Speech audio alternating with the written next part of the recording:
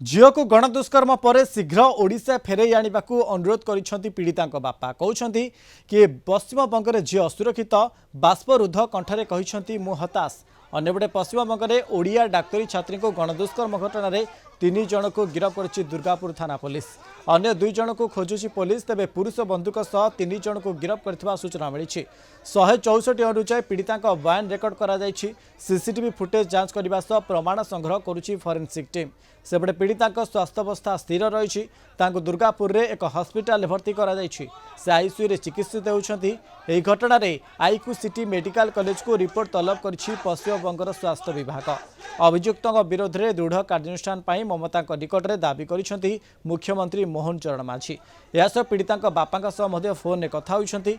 गत शुक्रवार राति में गणदुष्कर्मर शिकार होते छात्री। तेज राति प्राय 8:30 बेले हॉस्टल गेट निकटू किछि लोक ताकू एकुटिया जंगल अंचल को उठाई नहीं गणदुष्कर्म करिथिबा नै अभियोग होइछि।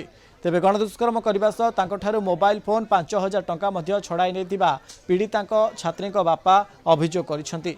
छात्री जनक तांकर जड़े पुरुष बंधुक सह बाहर को आसीथिले। तेबे पुरुष बंधु तांको बाहाना करी एक खाली स्थान को नेबा परे सेठारु खसी पड़ाइथिले।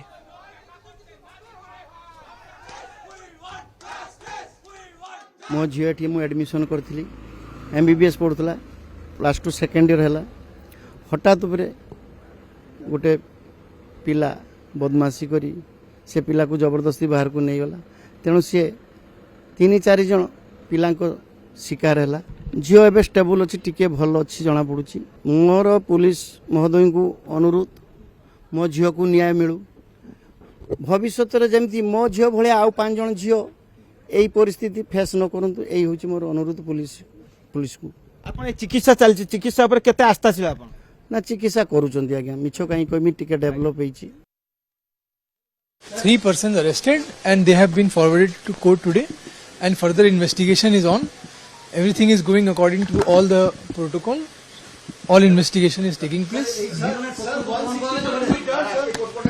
Everything is being done. सब किछु करा होच्छे, सब किछु भालो करे देखा होच्छे। 3 जन के कोर्टे फरवर्ड करा होयेछे। आज के 3 जन के अरेस्ट करा होयेछे। तदন্ত চলছে। আর যখন যেভাবে হবে সব আপনাদেরকে জানানো হবে।